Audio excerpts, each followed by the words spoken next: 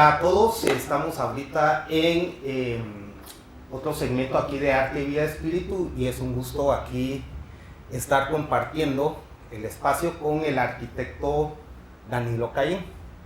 Pues haciendo una breve reseña, pues Danilo Cayen pues es un arquitecto cuya vida ha dedicado mucho al estudio de la arqueología, sobre todo la parte del Mirador, ¿verdad? Que todos ya conocemos, que es una de las ciudades emblemáticas de todas las civilizaciones antiguas aquí en Guatemala.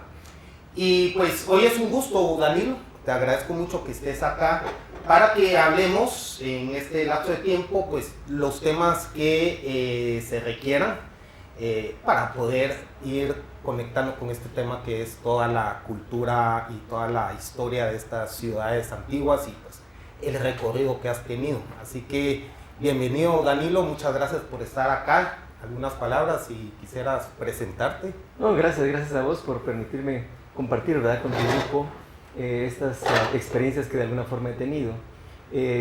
Atiendo a tu llamado, estoy aquí para responder a tus cuestionamientos y lo que a alguien se le pueda ocurrir y pueda yo responder con mucho gusto. Sí, efectivamente estoy involucrado en la temática de la arquitectura patrimonial, ¿verdad? Y los espacios mayas dejaron una huella muy valiosa para nuestro acervo, para nuestro patrimonio, y estoy trabajando con eso. ¿Y cómo fue, digamos, que sucedió ese proceso en el cual empezaste a tener esa relación, digamos, como arquitecto? Digamos, ¿siempre hubo una tendencia desde joven hacia eso o fueron derivaciones en las que estuviste, pues que te fueron guiando hacia allá, dedicarte de lleno, pues desde que te conozco de hace más de 15 años, que me imagino que es más, ¿verdad?, de que has estado en ese ámbito? Sí, Cristian, fíjate que ambas cosas son correctas. O sea, he tenido un interés personal en esto y además he sido guiado. Mi relación ha sido más que todo de tipo académico principalmente, ¿verdad?, en investigación, en docencia. Y al principio, pues yo como estudiante pues me interesaba en esta temática. Me recuerdo que cuando entré a estudiar arquitectura, ya tenía la tendencia de estudiar historia, teoría de la arquitectura, y eso pues ya me marcó un inicio, digamos bastante bien fundamentado, pero encontré docentes fabulosos en la Facultad de Arquitectura de la USAC que me guiaron, ¿verdad? Me recuerdo que tuve una profesora extraordinaria, cada vez que puedo hablo de la arquitecta María Eugenia Palomo, que fue una persona que tenía un conocimiento bárbaro de la historia del arte, de la arquitectura, sobre todo de la arquitectura occidental, diríamos. Hablamos del Renacimiento europeo, Florencia, Roma, y luego esa expansión tan especial que hubo en esa época. Esa era su fuerte. Pero eventualmente me acerqué a ella para preguntarle por arquitectura prehispánica, porque quería conocer más, y ella me dijo que de eso no sabía nada. Entonces en ese momento yo encontré un nicho, digamos, un espacio en el que yo podría involucrarme, bueno, conocer primero, para después desarrollarme con esta temática. Porque normalmente esta temática es una temática de arqueólogos y de historiadores. Los arquitectos nos metemos en otros ámbitos y muy pocos entran a esta temática de la arquitectura histórica. Algunos lo hacen con mucha pasión, ¿verdad? Hay gente, y son amigos especiales míos, que trabajan mucho la arquitectura colonial, ¿verdad? Y son reconocidos por eso. Otros, la arquitectura industrial, también personas muy involucradas en arquitectura más reciente, digamos, la del movimiento moderno, y hacen espacios extraordinarios ahí con investigaciones que agarran diferentes caminos. Pero el nicho que yo tomé en ese momento y que sigue siendo el espacio en el que trabajo, en el que me desarrollo académicamente, con docencia y con investigación, es en el área de arquitectura prehispánica. Entonces mi experiencia con la facultad, primero como estudiante, después como docente e investigador, me han permitido tener un conocimiento un poco más amplio, digamos. Desde otra perspectiva, ¿verdad? Una perspectiva diferente de lo normal, porque lo normal es que la temática la aborden los arqueólogos, Ajá. ¿verdad? Y lo interesante de los arqueólogos es que ellos son fabulosos para lo que hacen, están formados en eso y tienen un acervo, un conocimiento muy, muy grande, pero el tema de investigación de ellos es arquitectura y ellos no son arquitectos. Ajá. Entonces, cuando yo veo esa temática que ellos están investigando, para mí son cosas normales. Para ellos es un tema de mucho pensar, de mucho tratar de sacar conclusiones, plantearse hipótesis, ¿verdad? De cosas que para mí pues, son, no te digo que del día al día, de día a día, pero sí cotidianas, ¿verdad? Digamos, la posición de una puerta en un edificio, la relación de público o privado, si es algo monumental o es algo, una arquitectura íntimo, digamos. Un espacio íntimo. Esas cosas para nosotros es nuestro pan de cada día, ¿verdad? Ajá. Los arqueólogos no. Entonces están quebrando la cabeza, planteándose hipótesis, y esto cómo era, cómo pudo haber sido, y para mí es obvio que se entró por un espacio y se salió por otro, por ejemplo, ¿verdad? Entonces ahí he tenido una bonita participación porque he sido recibido en ámbitos muy especializados, de arqueólogos muy reconocidos internacionalmente, en la temática de arqueología prehispánica, mesoamericana, maya, ¿verdad? Y entender que yo puedo contribuir con mi conocimiento, pues es una cosa muy bonita. Y digamos, pensando en ese momento en que tomaste esa decisión o fuiste siendo guiado, me imagino hace un tiempo atrás, ¿cómo se encontraba en ese momento? O más bien, ¿cómo se encontraba? Pero también hacer la pregunta así completa, ¿cómo se encuentra ahorita ese panorama de la arqueología y de la historia en Guatemala? Que yo he tenido idea de que sé, pues incluso vos me lo has contado, que viene mucha gente de otros países muy especializados a hacer estudios muy profundos en muchas ciudades y en muchos lugares de Guatemala. Pero ¿cómo está ese mundo aquí en Guatemala? ¿Tiene peso, tiene visión desde la misma gente guatemalteco o es extranjero? O sea, porque no se oye en general, ¿verdad? Quizás uno, por no estar en el medio, pero no es algo de lo que se hable tan abiertamente, ¿verdad? O públicamente. Sí. Qué bueno que hay estos espacios para comentar estas situaciones, porque en la medida que se haga pública la información, pues mejor, porque se tiene ese conocimiento de nuestra riqueza, de nuestro patrimonio. Pero a lo que preguntas es a lo que los investigadores llaman el estado del arte, ¿verdad? ¿Cómo está la situación? ¿Cómo estaba la situación en el momento que yo empecé a involucrarme? Ajá. Y cómo está ese desarrollo en la actualidad, que hay una buena diferencia de tiempo. Cuando yo empecé a tocar esta temática y a involucrarme, ya habían estudios muy avanzados, ¿verdad? Tanto en arqueología como en arquitectura, habían hipótesis que ya se habían comprobado, habían normativos incluso ya hechos para la intervención arquitectónica de espacios. O sea, no empecé yo de cero, ni mucho menos. Como decía alguien por ahí, estamos en hombros de gigantes, ¿verdad? Han pasado antes que nosotros grandes investigadores, grandes arquitectos y arquitectas que hicieron un trabajo maravilloso, solo que la gente no los conoce y yo tampoco los conocía. Entonces entro en un ámbito a donde hay información de la que me puedo nutrir, ¿verdad? Así estaba la situación cuando empecé. Sin embargo, la investigación produce información nueva siempre y esa información nueva eventualmente descarta hipótesis anteriores. Entonces, aquellos grandes pensadores probablemente estaban basados en paradigmas diferentes que ya se descartaron. Por decir algo, no estaban en lo correcto. Y nuevas investigaciones dicen o plantean paradigmas distintos. Eso ha sido producto de todo ese tiempo en el que sí ya he estado yo involucrado en las investigaciones. Entonces hemos, digamos, modelado un estado del arte actual en el que sí hay una contribución guatemalteca bien interesante. Me ha tocado participar en proyectos de investigación a donde hay gente muy especializada en temas que por supuesto no son los míos y mis temas no son los de ellos, pero somos compatibles. Por ejemplo, estuvimos trabajando el tema de los materiales constructivos, la roca y la cal, con personas altamente especializadas en sociedades pre-cal y post-cal. A veces nosotros decimos antes de Cristo, después de Cristo, o antes de un acontecimiento, una revolución. Pero en este caso el parteaguas es la cal. ¿verdad? Una sociedad que no conoce la cal y que de repente encuentra este material y lo trabaja, ¿verdad? Sí, pues. Una especialidad que tiene que ver con investigación arqueológica, con geología también, y por supuesto con arquitectura, porque los edificios mayas fueron construidos con piedra caliza. Entonces trabajar junto con gente que tiene ese tipo de especialidad es algo extraordinario. Pero hay una diferenciación en la arquitectura postcal y precal. Sí, obviamente. Te lo tipifico de esta manera.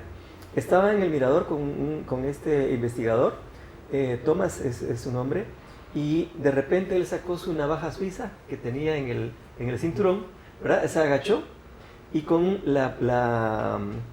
el destornillador de la navaja arranca, la inserta en el suelo, en una roca, y saca un pedazo. Es una roca blanda, ¿verdad? Entonces me la muestra y me dice, tenés esto y construís un imperio, ¿verdad? Antes de la cal, las construcciones mayas son de tierra pisonada. Pero la tierra pisonada llueve y se vuelve lodo y tiene un comportamiento estructural distinto, ¿no? Ya se convierte en un fluido y se derrama, se esparce. Pero cuando se consolida con cal, ya mantiene su forma, y esa forma, como es más sólida, permite construir también arriba algo y arriba algo y arriba algo. Entonces se puede construir ya un edificio muy alto, ¿verdad? Tan alto que puedes construir los edificios más grandes del mundo en su momento, en el mirador, ¿verdad? Con piedra caliza, lo que no se podía hacer antes de la cal. Y esta piedra caliza se saca en bloques. En el caso de la piedra caliza, que era el ejemplo que te ponía de este contacto con investigadores de áreas distintas, toda la península de Yucatán estuvo sumergida bajo el océano por millones de años, en la época que no estaba conformado el continente americano como lo conocemos ahora. Estaba separada América del Norte de América del Sur, y todo ese puente que ahora conocemos como Centroamérica estaba hundido bajo el agua. Eventualmente fue emergiendo, subiendo la tierra, la piedra, o bajando el nivel del mar, ¿verdad? Entonces la península de Yucatán es una de las últimas áreas que emerge, ¿verdad? Y trae consigo todos los depósitos de los seres vivos que habitaron ese espacio subacuático, conchas, ¿verdad? De los crustáceos, ¿verdad? Y esos esqueletos son la cal, es un material orgánico. Es un material, o sea, la concha la hacen los... Sí, pues hecha de la queratina. Estos materiales que los moluscos utilizan para hacer su caparazón, depositados por millones de años, conforman ese tipo de suelo subacuático, pero cuando emerge, ¿verdad? Y esa que se convierte en la piedra caliza que conocemos nosotros. Pero entre piedra caliza y cal hay una diferencia, y es un proceso cultural. Cuando el ser humano agarra esta piedra caliza, la cocina a alta temperatura y obtiene un polvo maleable con agua, ¿verdad? Que puede modelar, y al solidificarse, al fraguar, ya se convierte en algo sólido, un cementante, ¿verdad? Exacto. Entonces esta piedra caliza que se convierte en cal es la que permite construir edificios. Ese proceso cultural hace la diferencia entre una sociedad pre-cal y una sociedad post-cal. Ya, interesante. Y viene, fíjate que ahorita que estás diciendo esto, es una pregunta que yo sé que es de primer grado para alguien que ha estado tanto tiempo como vos, pero nunca me lo había puesto a pensar, que uno tiene la idea en las pirámides, bueno, y yo siendo arquitecto también, ¿verdad? Pero uno ve las pirámides y bueno, están los bloques y todo, creo que es granito lo que usaban en la pirámide, no sé, ¿verdad? Pero me entra ahora la duda, es todas estas construcciones de mayas y como me decís la piedra caliza y todo, ¿cómo era ese proceso constructivo de alguna forma? Si hay alguna luz, o sea, van colocando los elementos, los van moldeando, cortan esta piedra y luego lleva algún proceso, o sea, ¿cómo? O eran, digamos, montículos de tierra que luego solo iban como que cercando ya solo alrededor con todo lo que vemos exteriormente. Entiendo esa duda y me recuerdo de un ingeniero estructural muy reconocido en Guatemala que consideraba que Tikal no había sido construido, sino que se habían modificado montañas naturales. Esa era su idea, una idea que por supuesto está descartada. Sí, totalmente. Y que, pero mucha gente ha pensado eso. Bueno, hablaste de granito y sí hay pirámides en granito, no en el territorio mesoamericano. Una cultura diferente como la egipcia construye con granito, porque tiene canteras alejadas de las zonas de construcción, pero a través del Nilo podían transportar aquellos grandes bloques desde la cantera hasta el lugar de construcción, que sería un lugar como el Cairo, ¿verdad? En lugares más abajo en el Nilo.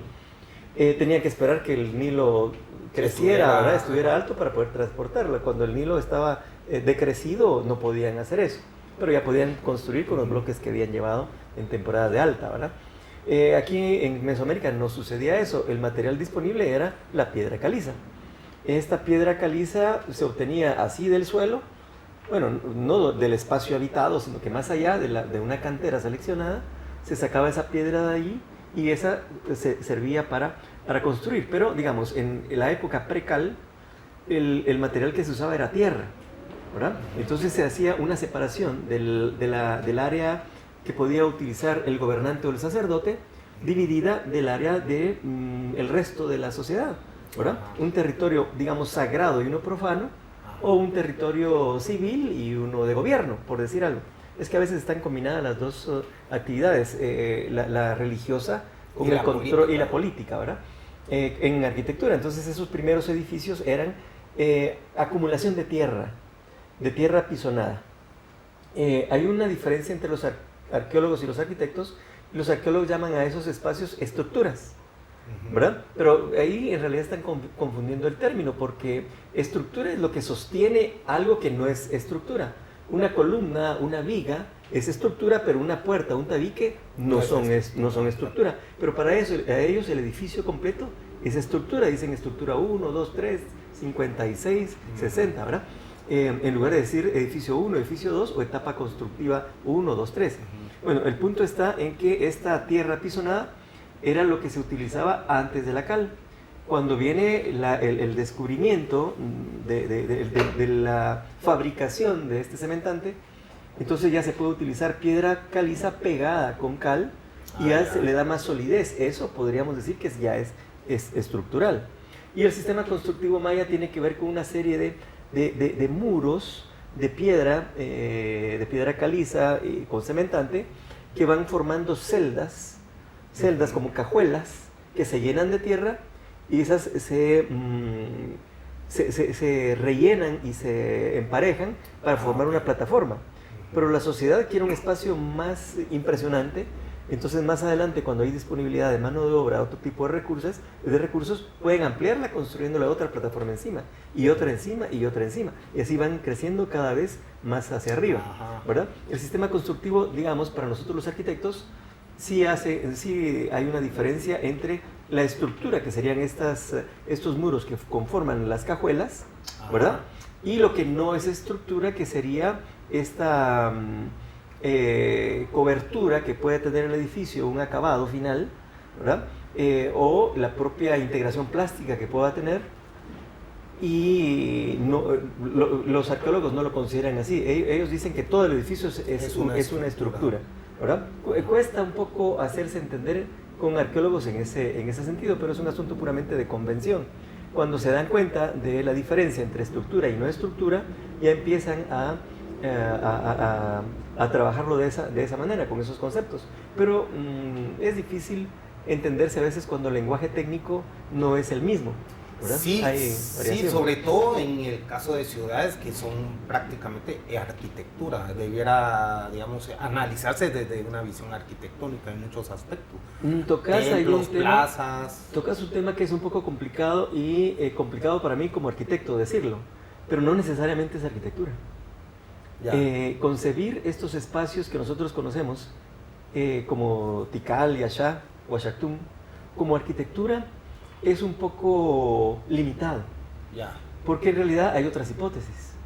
Hay personas, y lo fundamentan muy bien, que dicen que esto es más bien un instrumento de medición a escala arquitectónica o incluso a escala urbana, y que los edificios que no sirvieron para habitarse, o sea, no vivían en los edificios, vivían afuera en espacios aledaños, pero estos edificios que vemos, su posición en el espacio, tienen que ver con acontecimientos cósmicos. Ya. Alineación de planetas, salida, el nacimiento y puesta del Sol, ¿verdad? La Vía Láctea. Ya. Y hay una hipótesis que dice que estas ciudades eran un escenario en la Tierra de lo que pasaba en el cielo. Están supeditados a una realidad cósmica. Pero eso sí es algo más profundo. Es algo más profundo, pero va más allá de considerarlo solamente arquitectura. Ajá. Bueno, como decís, nadie habitaba ahí. Quizás lo que estaban dejando era un mapa, por ejemplo. Exacto, así es. Un mapa en una escala, pues, monumental, digámoslo así, para fines que, no sé, ¿verdad? A futuro se fuera a observar o ¿cómo se llama? O interpretar. Pero viene ahí otra pregunta en ese sentido. Digamos, hoy, estas áreas, por ejemplo, por poner un ejemplo, Tikal y todo eso cuando fue descubierto, creo que fue a finales del siglo XIX, si no estoy mal, eran montañas y no se veía y está todo totalmente cubierto. ¿Cómo era esa zona o cómo se cree que era esa zona cuando estaba realmente habitada? ¿Estaba despejada o estaba siempre inmerso dentro de toda esa selva? O sea, eran plazas abiertas con sus... O sea, ¿cómo era eso en vida? Digámoslo así. Si existe alguna línea de pensamiento, digamos... Porque uno hoy lo ve como ve uno el Cairo, y ve el Partenón y todo, pero ¿cómo era eso cuando estaba en...? Yo sé que es una pregunta muy difícil, que no hay registro, ¿verdad? Pero ¿cómo se cree que pudo haber estado eso? ¿Cómo era ese paisaje urbano, místico o cósmico? No sé, ¿verdad? ¿Cuál? Sí, te cuento. Nos hemos apoyado en algunos dibujantes muy buenos que han reconstruido el espacio, el paisaje, digamos, con información obtenida de investigaciones no de arqueólogos, sino que de geólogos y eventualmente de botánicos o personas expertas en el manejo de la vegetación. Y así podemos entender, por ejemplo, que hubo en una época en la que todo era selva, y los seres humanos transitaban por ahí, en una época que no existía el concepto de ciudad, o sea, eran grupos nómadas, ¿verdad? Y empiezan a convertirse en sedentarios cuando llegan a territorios que les ofrecen los nutrientes suficientes como para no tener que andar cazando lejos y cada vez más allá, transitando por el territorio, permanecer como grupos sedentarios.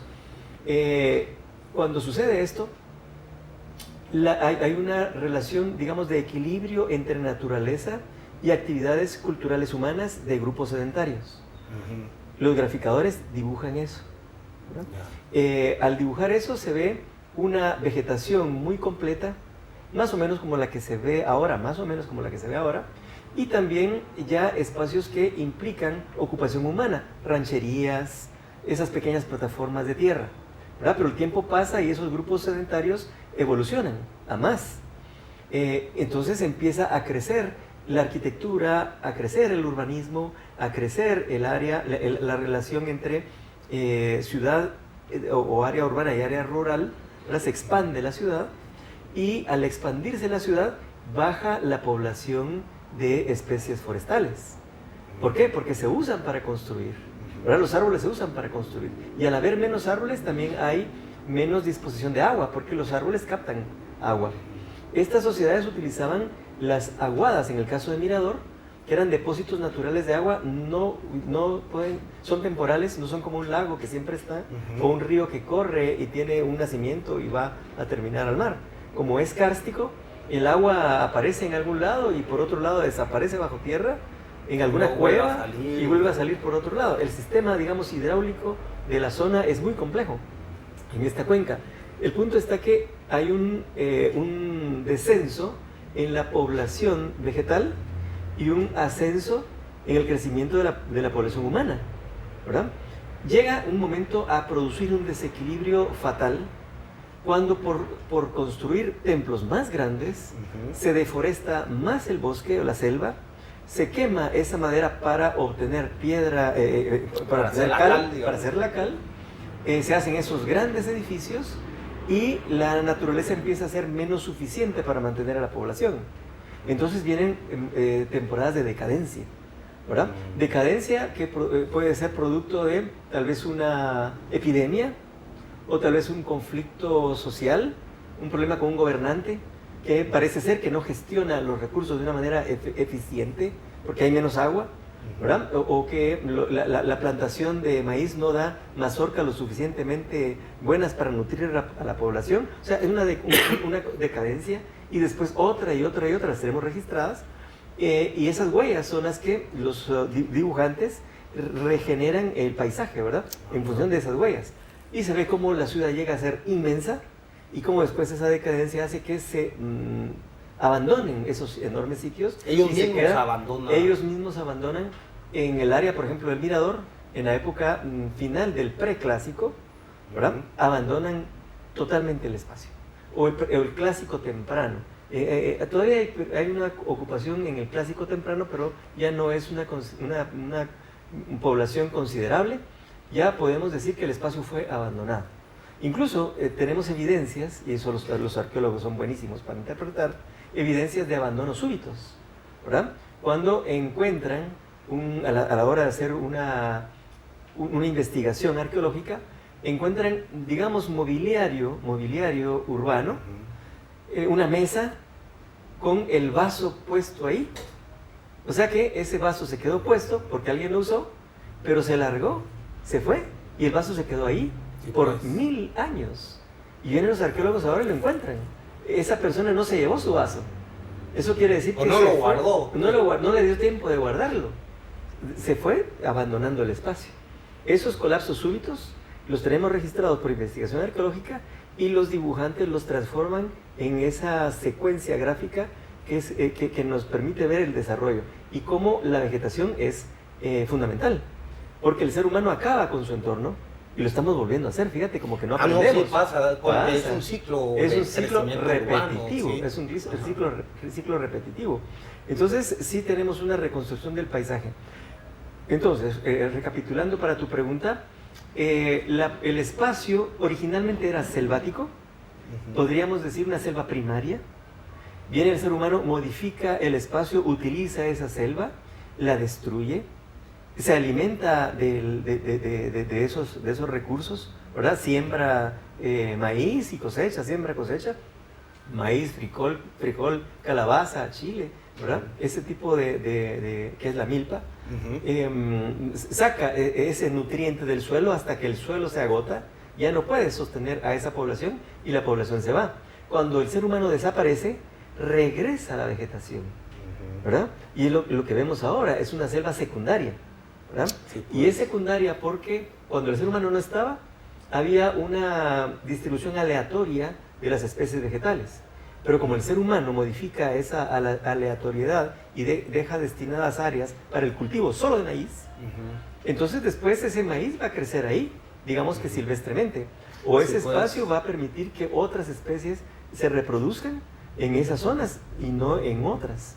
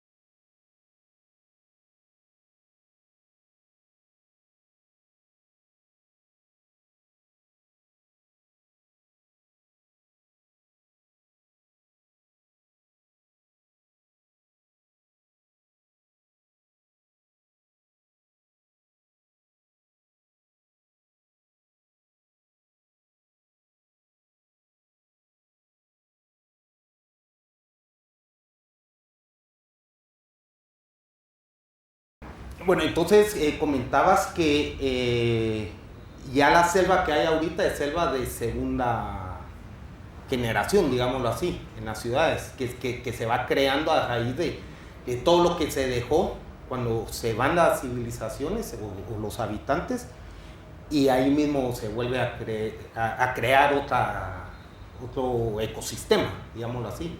Así es, lo que el ser humano le quitó a la naturaleza, después la naturaleza lo recobra, ¿verdad? Ajá. Entonces esto que vemos ahora es una población biótica de selva tropical, pero no es la selva original, ¿verdad? Es una selva que reocupa el espacio. Es un tema muy interesante porque permite encontrar con fotografía satelital, por ejemplo, analizando, ¿verdad?, las densidades, las poblaciones de vegetación, las zonas que tienen una concentración más alta de vegetación de uso humano. Por ejemplo, en el área del Petén, las selvas tenían un 90% de especies de uso humano. En la Amazonía es al contrario, un 10% de poblaciones vegetales de uso humano. Eso quiere decir que el área del Petén estuvo ocupada por humanos. Sí, pues. Por eso esa selección de especies que el ser humano podía usar, y esas fueron las que se quedaron cuando los seres humanos se desplazaron y abandonaron esos espacios. Esas especies que ellos habían dejado fueron las que se multiplicaron. Ya. Y bueno, entrando dentro de esta área de Petén y entrando al mirador, bueno, no tengo muchas preguntas, ¿verdad? Pero ahorita al menos para algunas, ¿verdad? Se habla mucho del mirador, de hecho se considera que ahí están las estructuras más grandes del planeta. ¿Qué fue realmente el mirador, digámoslo así? O sea, ¿a qué? Porque se habla de mayas, olmecas, toltecas, y bueno, voy a decir nombres solo un poco así al azar, pero todo lo que era, era la península de Yucatán. Pero ¿qué fue realmente el mirador? Digamos, ¿tenía alguna relación con las otras ciudades? Por ejemplo, Tikal y todo eso, ¿era todo un enclave urbano, digamos, por poner un término? ¿O era realmente diferentes tipos de grupos o clanes que estaban ahí? O sea, ¿qué es lo que se puede hablar de ello? Son diferentes conformaciones territoriales en función de la época y también de las culturas. Nosotros consideramos a Mirador como la cuna de la civilización maya porque tenemos evidencia de los primeros asentamientos sedentarios en esa zona. Sedentarios que por sus características ya se pueden distinguir como mayas, diferentes de otras culturas que también se sedentarizaron en otros espacios, como los olmecas, ¿verdad? Entonces, o los zapotecas, otras culturas que se sedentarizaron y evolucionaron. Pues los mayas empezaron, podríamos decir, en el área de la cuenca. Se dice cuenca mirador porque es una especie de nicho geográfico que por sus condiciones se puede tipificar. Es piedra caliza, tiene una especie de serranía que lo encierra y las condiciones en el interior son diferentes de las que hay en el exterior. Las poblaciones bióticas adentro son distintas de las de afuera, incluso hay especies endémicas que solamente existen allí. Ahí se desarrolló esta cultura maya en su época preclásica. No solamente dentro de la cuenca, hubo grupos mayas en el preclásico, digamos en lugares mucho más alejados como Tacalica-Baj, ¿verdad?, que tuvo su desarrollo también desde el preclásico. Podemos decir que se concentró más en el área de la cuenca que en otros espacios, pero no fue exclusiva. ¿Verdad? El desarrollo maya no fue exclusivo en la cuenca. Ahí se desarrolló con más fuerza por esas condiciones específicas del interior, por eso es que la consideramos un nicho. Y en ese espacio, que es bastante grande, solo la parte guatemalteca son más de 3.000 kilómetros cuadrados, ¿verdad? Solo allí hubo muchos asentamientos. De hecho, Mirador no es el primero. El primero, digamos que el original, hasta ahora es considerado Nacbé, y que es una ciudad bastante grande, una ciudad más grande que Tikal en su momento. Y esa Nacbé es la que va a esparcir su poder dentro del territorio y va a generar eventualmente otra ciudad como Mirador. Mirador va a crecer mucho más que Nacbé. Digamos, esta ciudad hija de Nacbé se va a desarrollar más que la madre y se va a constituir en un poder centralizado muy fuerte, que va a fundar también otras ciudades, Tintal, Guagná, Florido, otro montón de ciudades esparcidas dentro de ese nicho, ¿verdad? Y eso evolucionó tanto que llegó a producir esta arquitectura fabulosa que la consideramos la más grande del mundo. Pero no es solamente una manera de decirlo, sino que se puede comprobar. Los volúmenes que se utilizaron de material constructivo son tan grandes que, para ponerte un ejemplo, si vos tenés idea de Tikal y ves el templo 1 y el templo 2, que son los famosos, ¿verdad? Está la plaza central y un complejo palaciego alrededor, en dos lados. Se maneja muy bien la plaza. Tanto el 1 como el 2, la plaza y los complejos palaciegos, caben adentro, todo ese espacio cabe adentro del edificio del Tigre, en el Mirador. Y ese edificio del Tigre no es el más grande de Mirador. Entonces ahí las escalas se te multiplican. Es una cosa enormemente grande. ¿Y en altura? En altura también, superan esas alturas.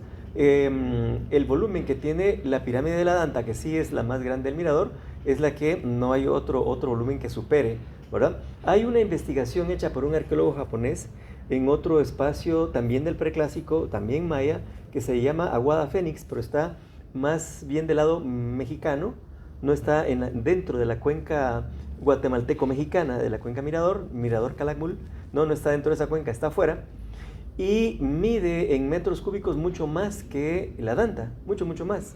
Pero no estamos hablando de lo mismo, porque esa plataforma que está en Aguada Fénix es, digamos que, un espacio urbano, y un espacio urbano es mucho más que un edificio, ¿verdad? Entonces mide más en metros cúbicos, pero es un espacio urbano, y lo que estamos hablando de Mirador es un edificio, que es la Danta, que también es un complejo bastante más amplio que decir un solo edificio. Le llamamos la Danta, pero es un complejo arquitectónico que tiene diferentes plataformas.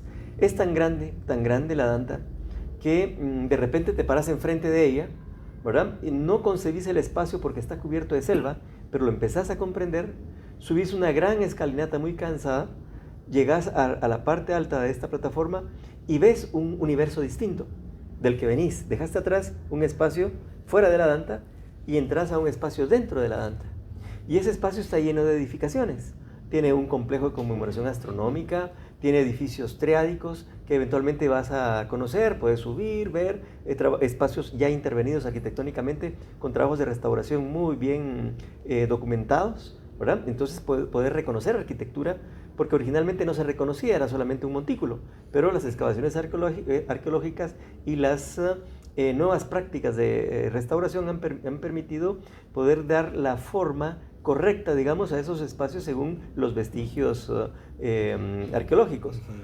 Pues visitas esos lugares y todo y ves esa enormidad de espacio y seguís caminando, seguís transitando y de repente ves una escalera muy pronunciada, ¿verdad? Y hay indicaciones. Subiste esa escalera pronunciada y es un universo diferente, ¿verdad? Lo visitas también, lo conoces, transitas por ese otro espacio y de repente ves una escalera muy grande y llegas a otro universo, ¿verdad? Y cuando subís a ese tercer espacio, de repente ves una pirámide ahí arriba y decís, esa es la Danta.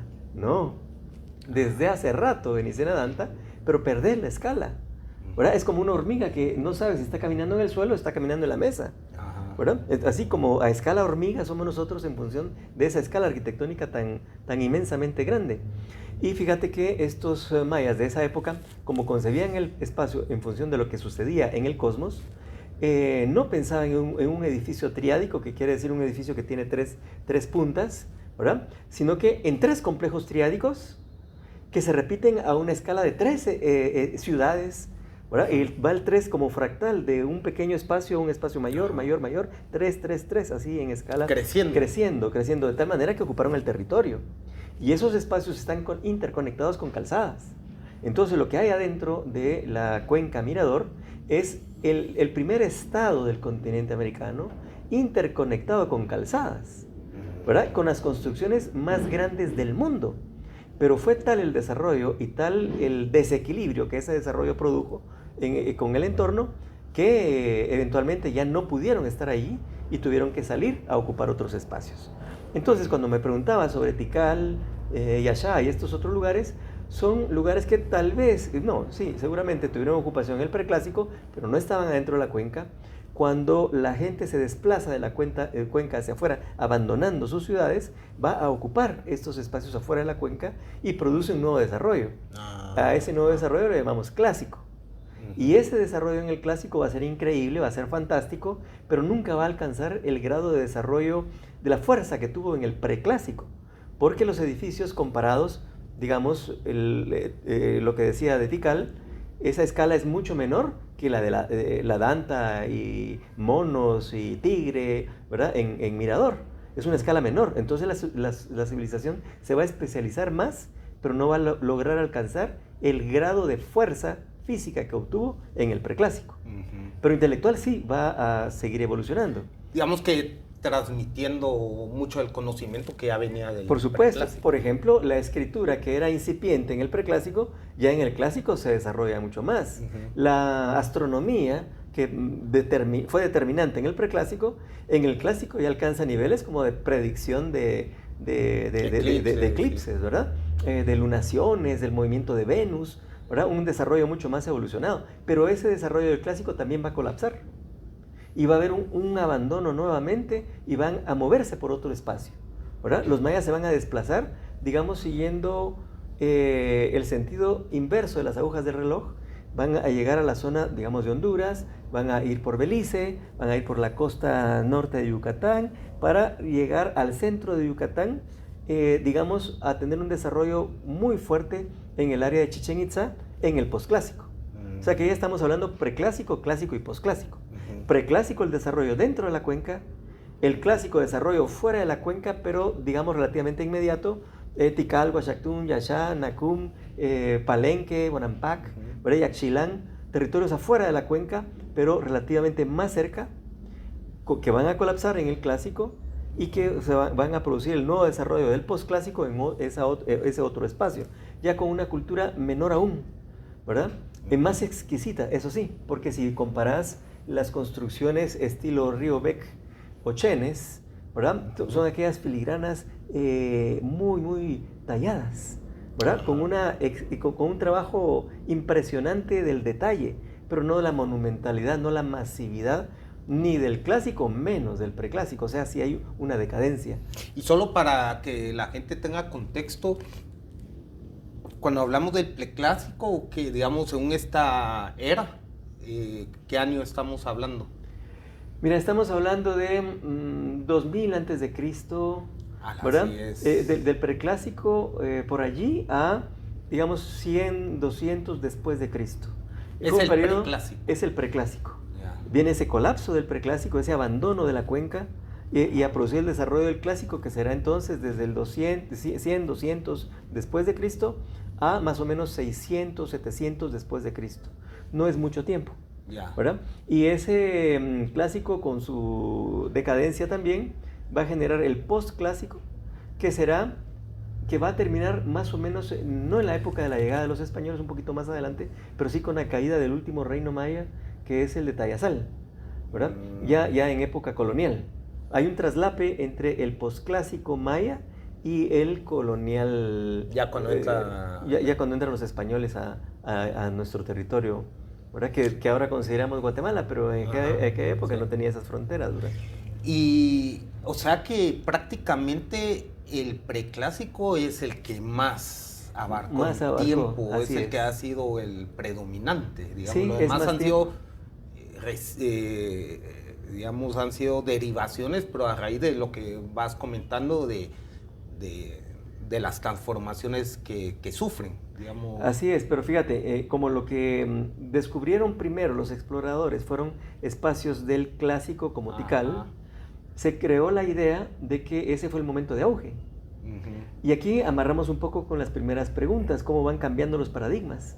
Porque cuando yo encuentro el estado del arte en mis primeras incursiones en esta temática, se consideraba a Tikal, Bonampak como las puntas de lanza de la civilización maya. Y ahora vemos que no fue así, que fue más grande el desarrollo obtenido en la época del preclásico. Sí, pues. ¿Verdad? Entonces eso hace que se reescriban muchos libros de historia, de la arquitectura y del arte, de la civilización maya, dando prioridad o preeminencia a aquella época anterior porque no se habían descubierto esos espacios. O si estaban descubiertos, no estaban investigados. Y es tan poco lo que tenemos investigado que ahorita te puedo decir nombres de ciudades dentro de la cuenca Mirador, por ejemplo, Mirador, Nacbé, Guagná, Florido, Tintal. Esos son espacios que fueron ciudades muy grandes en su época. Pero te estoy contando con los dedos. Las nuevas investigaciones hechas con otra tecnología, la tecnología LIDAR, ¿verdad? Nos están dando datos ahora como de 964 ciudades dentro de la cuenca Mirador. Estamos hablando de un estado poderoso, el Reino Can, que alcanzó ese grado de desarrollo tan grande, pero como fue abandonado y la selva lo cubrió todo, ya no es fácil distinguir eso. Y eso es lo que hacemos con los estudiantes de mi facultad, con el curso Análisis de Arquitectura Prehispánica, ¿verdad? Y espero que nos puedas acompañar en esta expedición. Sí, así, de hecho eso vamos a hablar ahorita de los viajes al Mirador. Sí, porque con eso los estudiantes pueden tener, y todos los participantes, pueden tener un encuentro con los espacios que alguna vez tuvieron ese desarrollo tan grande, pero ya no se reconoce. Porque nos metemos en la selva y lo que vemos es vegetación. Y caminamos viendo el suelo y de aquí para allá, nos cansamos, es una actividad extenuante, pero es hasta el final del recorrido que empezamos a reconocer, ya por el ojo entrenado, que todo lo que hemos caminado han sido espacios urbanos y arquitectónicos. Sí, pues. Que por el momento así se va a mantener, o sea, no existe, o en su momento se piensa algún día excavar o hacer más excavaciones, o se va a preservar de esa forma, o cuáles son los protocolos ahí a nivel arqueológico que se llevan a cabo, que me imagino que son protocolos que se llevan a nivel académico o científico ya pues internacionalmente, o qué se hace ahí. No hay planes de intervenir en un territorio tan amplio. Y que tiene construcciones tan inmensamente grandes. No hay capital que aguante ese tipo de intervención. Y sí hay protocolos, primero los que se han establecido internacionalmente con acuerdos con UNESCO, por ejemplo, ¿verdad? O ICROM, que son entidades que se ocupan de legislar la temática en función de los avances de la ciencia, de la tecnología, y que te dictaminan parámetros de lo que puedes hacer y lo que no puedes hacer un espacio de este tipo. Por ejemplo, se sabe que cualquier intervención que hagamos en la contemporaneidad debe tener un carácter reversible. O sea, no podemos intervenir un edificio con algo que después no podemos quitar. Y eso hace una diferencia como se restauraba en tiempos que se restauró Saculeu. Porque la restauración en Saculeu, que cuando llegas a Saculeu ves una ciudad completa, ves las plataformas, ves los habitáculos arriba, las celas, ¿verdad? Las puertas, los ingresos, lo ves evidentemente porque ahí está, pero se utilizó concreto, se utilizó cemento para hacer eso. Eso no es reversible. En aquella época no estaba legislado y Guatemala se adhiere a esos acuerdos internacionales que tienen una legislación mucho más severa de lo que se puede y no se puede hacer. Entonces ahora tenemos que respetar esos protocolos, ¿verdad? De todas formas, aunque se respeten los protocolos, si no hay capital para hacer esas investigaciones, sí, no se va a poder nunca reconstruir lo que está prohibido o rehacer, no nos queda. Pero sí hay formas de recuperar esa información o de recuperar el carácter que estas ciudades tuvieron. Y ahí nos ayuda la tecnología, ¿verdad? Desde el dibujo a mano, con representaciones gráficas de grandes arquitectos y arquitectas como Tatiana Proskuriakov, que si ves los dibujos de Tatiana, entendés la ciudad, entendés el edificio. Pero si vas al espacio que ella dibujó, no se reconoce nada. Porque la habilidad de ella fue transformar la información que tenía como arquitecta, ¿verdad? Y rehacer hipotéticamente estos espacios, pero sin intervenir en ellos. Bueno, ella no intervenía, su proyecto de investigación sí, pero ella no. Entonces ella hace grandes reconstrucciones a mano, pues, con papel y lápiz. Pero la tecnología de la graficación en arquitectura ha evolucionado tantísimo y ahora tenemos cosas que eran inimaginables, como, por ejemplo, rehacer un edificio, una ciudad, en realidad virtual, y tenerla en tu pantalla, ¿verdad? Sin tener que ir al sitio. O incluso trasladar esa realidad virtual a una realidad aumentada en tu propia mano. Y me imagino que incluso sistemas para escanear bajo tierra, ya, no sé si por ondas infrarrojas o sonoras o... Esto del bajo tierra, aprovechando tu pregunta, que va orientada más bien a la tecnología de investigación o de registro o de prospección del espacio, yo le voy a dar otro énfasis a tu pregunta. Lo que conocemos de la ciudad o de los edificios mayas, o de la arquitectura y del urbanismo, tiene que ver con lo que hay de la superficie hacia arriba. Eventualmente de la superficie del edificio hacia dentro del edificio, y reconocemos, por ejemplo, que el edificio fue creciendo. Porque de aquella plataforma inicial de tierra apisonada, después ya hubo una estructura con piedra caliza y material de relleno, y plataforma sobre plataforma en un periodo constructivo, luego otro, y así como aquellas muñecas rusas, ¿verdad? Hay un edificio dentro de otro, dentro de otro, dentro de otro. Después colapsan porque los edificios son abandonados, la selva llega, las raíces de los árboles entran, esos árboles crecen, las raíces se hinchan, empujan, desplazan la piedra hacia afuera, la lluvia erosiona y el edificio se deforma totalmente y ya solamente ves una montañita, ¿verdad? Le llamamos a eso un edificio monticulado. Entonces vienen los arqueólogos y hacen una cala y logran entrar a el interior de ese edificio, pero encuentran cosas muy extrañas. Por ejemplo, materiales constructivos o vestigios de técnicas de elaboración de cerámica de una época diferente y otra diferente más abajo y otra diferente, y así van datando, van encontrando las fechas. Eso es lo que estamos acostumbrados a entender de los edificios, ¿verdad? Del interior de los edificios. Pero, ¿qué pasa en el subsuelo? Y lo que se está investigando ahora le vuela la cabeza a cualquiera. Estuvimos con un investigador mexicano, Guillermo de Anda, que hace investigación subacuática. Y en el caso de Chichén Itzá, que están los cenotes y está el agua abajo, él ha descubierto la relación entre un cenote y otro cenote con comunicaciones subacuáticas. Entonces, haciendo espeleología combinada con buceo, ¿verdad? Se mete debajo de esos pozos y navega o nada siguiendo esos cauces subterráneos del agua, ¿verdad? Y llega a la base de otros edificios.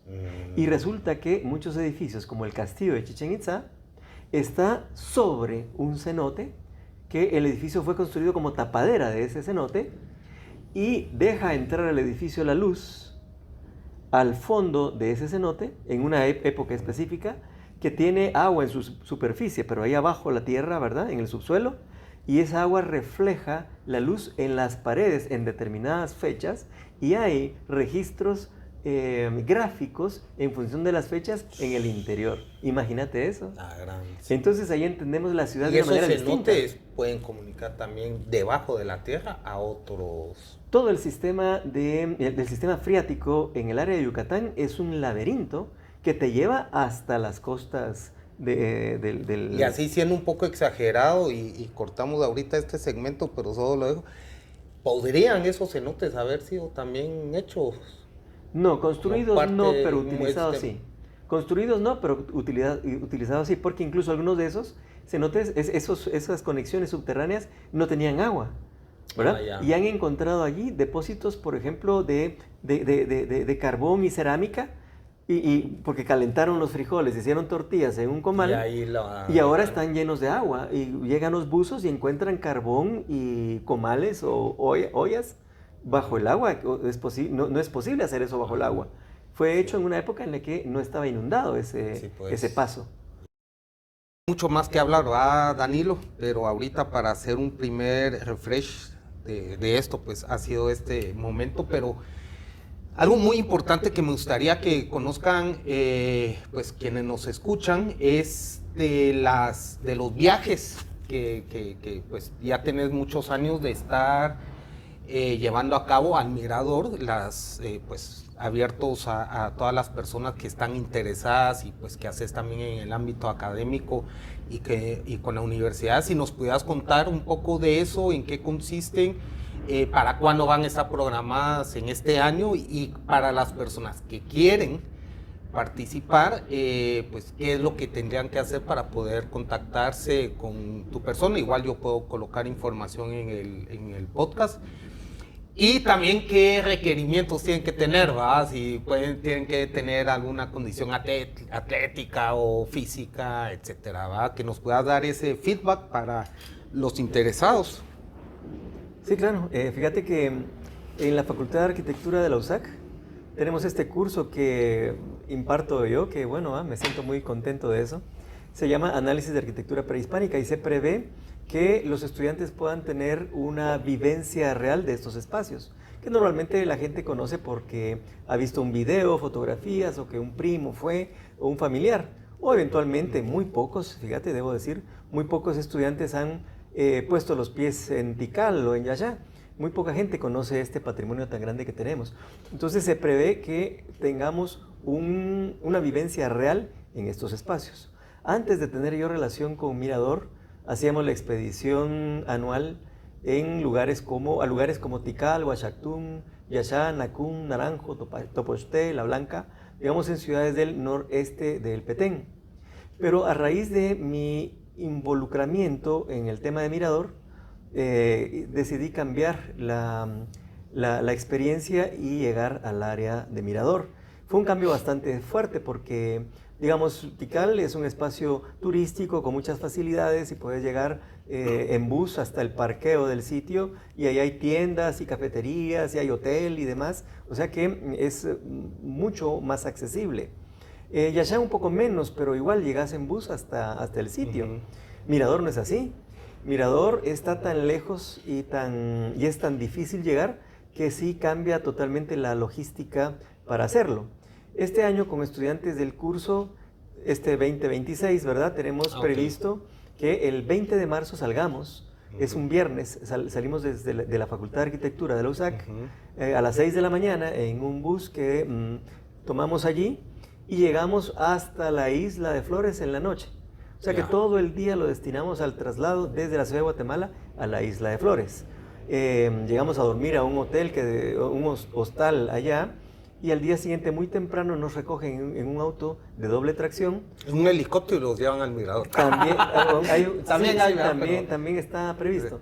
La cosa es que los estudiantes y yo como docente, como conductor del grupo, sí nos vamos por tierra. Ajá, no, sí, está. Pero nos recogen este auto de doble tracción, nos recoge en Flores y nos lleva hasta el último lugar posible en vehículo, que es una población que se llama Carmelita, ¿verdad? Sí. Carmelita es el lugar más alejado de la civilización a la que podemos entrar en vehículo. Ahí desayunamos, ese recorrido desde Flores hasta Carmelita serán 4 horas de mal camino.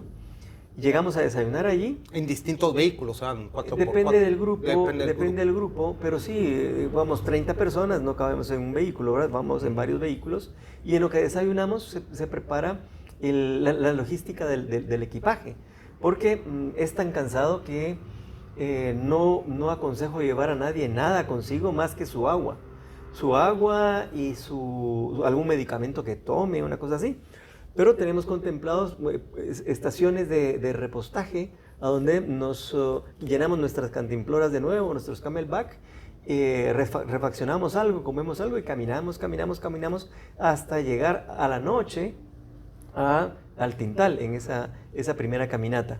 O sea que caminamos desde las 10 de la mañana hasta las 6, 7, 8 de la noche a la hora que lleguemos a Tintal. Es extremadamente cansado y no es el tramo más duro porque el día siguiente, o sea, el sábado, si salimos viernes, casi todo es bus, el domingo. ¿No? El viernes salimos, todo en bus, el sábado empezamos a caminar y es muy cansado porque llegamos en la noche a Tintal y el domingo salimos de Tintal para llegar al Mirador. Ese es el tramo más largo. Es muy largo en distancia, no me preguntes cuánto es, pero es bastante largo y llegamos a la noche muertos a Mirador, muertos de cansancio. Es realmente muy duro. De tal cuenta que yo desde el primer día de clase en enero le digo a los estudiantes, se tienen que preparar físicamente para aguantar eso. Y esa preparación significa caminar primero media hora, 45 minutos, 1 hora, y caminar todos los días, dejar el bus, dejar el auto y caminar más cada día para preparar el cuerpo. alistar zapatos, esto es indispensable, esto es básico. Ajá. Porque a pesar de que lo digo, fíjate, hay unas chicas que por coquetería se compran sus zapatos nuevos para la expedición. Es el peor error que puede hacer. Sí, hay que tenerlos ya bien domados. Bien domados los zapatos. Estos zapatos de caminata ligera, pues, porque vamos en temporada seca. Entonces no tenemos problema. Unas botas, digamos. Puede ser botas, puede ser tenis de montaña, digamos. De montaña o de trote, ¿verdad? Porque caminamos todo el día. Eso es suficiente, pero hay que prepararse en ese sentido, ¿verdad? Físicamente. Cuando un estudiante no se prepara, que sí sucede, va al viaje igual y llega igual y conoce igual que todos. La diferencia entre el que se prepara y el que no se prepara es el grado de cansancio. Porque todos nos cansamos y quien no se prepara está mucho más cansado. Y desesperado, y todo pasa mucho esa parte. Se sufre el cansancio, digamos, ampollas, dolores de pie, ese tipo de cosas. El riesgo de caminar en un espacio que no está hecho para que lo caminemos ahora, porque lo recubrió la selva. ¿Verdad? Eso, caminamos, llegamos a Mirador, al día siguiente, que es un lunes, sí estamos todo el día en Mirador, caminando también. Y ese día está previsto que lleguen algunos helicópteros, porque hay personas que quieren conocer y aprovechando que estoy allí, van. Okay. Entonces hemos llevado 1, 2, 3 naves y llegan el lunes para hacer el recorrido solamente de Mirador. Ellos llegan volando y regresan volando, mientras que nosotros caminamos y regresamos caminando. Continuamos nosotros después a Anacbé, después a Guagná, después a Florido, después a Carmelita y Carmelita a Flores y Guatemala. Eso nos lleva 9 días en total, de los cuales 7 son de caminar y caminamos aproximadamente 150 kilómetros. Sí es buena jornada. Y en el Mirador solo un día se está. En Mirador solo un día, pero o sea, 2 noches de un día. O sea, la noche que se llega, el día que se está, la noche que reposta uno y al día siguiente. Y al día siguiente vamos, sí. Y en estos días que se camina y se reposta en Tilca o estos lugares, uno va en campamento, lleva su carpa y todo, o hay donde dormir. O sea, si hay que llevar uno carpa y todo, hay que llevar equipo de acampar. Nos ha dado un servicio de logística y de campamentos extraordinario la cooperativa Carmelita. Ah, buenísimo. ¿Verdad? Entonces, antes yo tenía, cuando iba a Yaxá, sí tenía mi campamento, tenía un campamento para 40 personas, con carpas y equipo y demás, pero la cooperativa Carmelita me lo compró. Yo usé ese dinero para comprar drones. Bueno, ya cuando empezaban los drones. Bueno, la cosa está que Carmelita se encarga de esa logística de transporte. No llevamos nuestro equipaje nosotros, lo lleva un tren de mulas, ¿verdad? Okay. Llevamos cocinera, llevamos guías, llevamos arrieros. ¿Y la comida también es para todos? La comida es para todos, la comprende la logística del evento. De tal cuenta que lo único que llevamos es nuestra ropa y nuestra... El camel va con algunas cosas que también uno quizá llevar de comida, algunas proteínas o cosas así. Un amigo lleva, digamos, estos sueros en polvo para poder mezclar con el agua, que son energizantes o no sé. Semillas. Las semillas, eso ayuda mucho, sí, ayuda. Pero sí están previstas refacciones y desayuno, almuerzo, cena de parte de la cooperativa y es extraordinario el servicio que nos han dado. Y es gente de la cooperativa que va acompañando también. Y esto es bien interesante para la investigación porque se pretende, y esto es por asuntos también normativos de UNESCO, que las poblaciones se involucren en este tipo de actividades para que ellos también aprecien y se conviertan en reales custodios del espacio que visitamos, ¿verdad? Y siempre aprenden de nosotros y nosotros aprendemos de la gran experiencia que tienen ellos en el conocimiento de la vegetación, de las poblaciones, de la fauna, de la flora, ¿verdad? De las orquídeas, todo, nos van contando qué es lo que vamos encontrando en el camino, al tiempo que yo voy explicando no solo de arquitectura y urbanismo, sino que también de investigación en estas temáticas. Ok, pues mira, Danilo, pues como te comentaba, yo espero estar allí en la expedición de este año y bueno, a lo mejor hacemos un pequeño podcast desde ahí.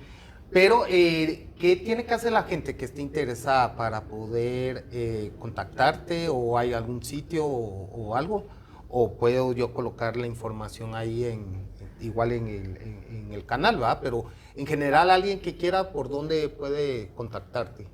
Básicamente mi medio de comunicación es mi dirección electrónica institucional, que es el correo de la Facultad de Arquitectura de USAC. Mi correo, ¿verdad? Entonces yo te doy la dirección y cualquiera se puede comunicar. La voy a colocar aquí en el video para que la gente lo pueda ver.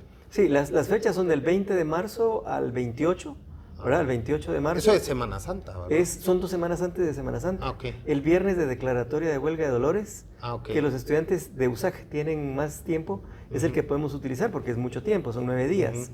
Pero también en septiembre, fíjate, voy a tener una expedición en septiembre que es una expedición distinta, porque es en invierno, y en invierno la selva es una cosa... Sí, es duro en verano, en invierno es un infierno, pero es una experiencia que hay que tener alguna vez en la vida. Un grupo mexicano me está pidiendo poder hacer esa expedición en esa época tan extrema. Bueno, habrá que ver, ¿verdad? Pues bueno, mira, Danilo, la verdad te agradezco mucho y pienso que quienes escuchen este podcast van a agradecer mucho la información. Y ojalá haya más pláticas, porque la verdad, pues por el tiempo ahorita, pues hay muchos temas que quedan en el aire. Me gustaría hablar mucho más, ya más al detalle de muchos temas del Mirador. Pero para empezar esto, ¿verdad? También para que conozcan de esta expedición, que pues todos están invitados, es algo que yo también quiero llegar a hacer, ¿verdad?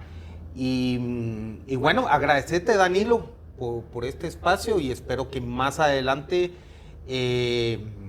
podamos seguir teniendo más charlas de esta, ¿verdad? Aquí en Arte Vía Espíritu. No sé si quieres despedirte con algunas palabras para el público o incentivarlos al viaje. No, claro, sí, tendremos la oportunidad de conocernos personalmente, seguramente, ¿verdad? En esta expedición nueva o en otras que hagamos. Incluso podríamos organizar una específica para algún grupo o para una persona que desea hacerla, ¿verdad? Hay que coincidir porque mi trabajo con la universidad pues no me permite tanta movilidad, pero sí me ha sucedido que voy y regreso de Mirador en el mismo día, desde la ciudad de Guatemala, ¿verdad? Se pueden hacer ese tipo de cosas. Ahí sí ya coincidir. Es con el helicóptero y eso. Sí, por ejemplo, se toma un vuelo del aeropuerto de La Aurora, del primero que sale, y se llega a Flores, o Santa Elena, y el helicóptero se toma en Santa Elena y llegamos a Mirador a las 7 de la mañana, hacemos la visita de Mirador y regresamos a las 6 de la tarde y tomamos el último vuelo aéreo de Santa Elena para Guatemala y regresamos en el mismo día. Por supuesto que eso tiene unos costos que no... Es otro nivel. Es otro nivel, es extremadamente caro. Todo en Mirador es muy caro porque es muy alejado y... por ejemplo, en el proyecto Cuenca Mirador, sabemos que lo que cuesta un quetzal en Guatemala cuesta 300 en Mirador, ¿verdad? Por la logística, el transporte, a veces tenemos que llevar en helicóptero el agua potable, ¿verdad? Porque hay sequía, hay temporada de sequía muy seria. Entonces sí, eso multiplica los precios enormemente.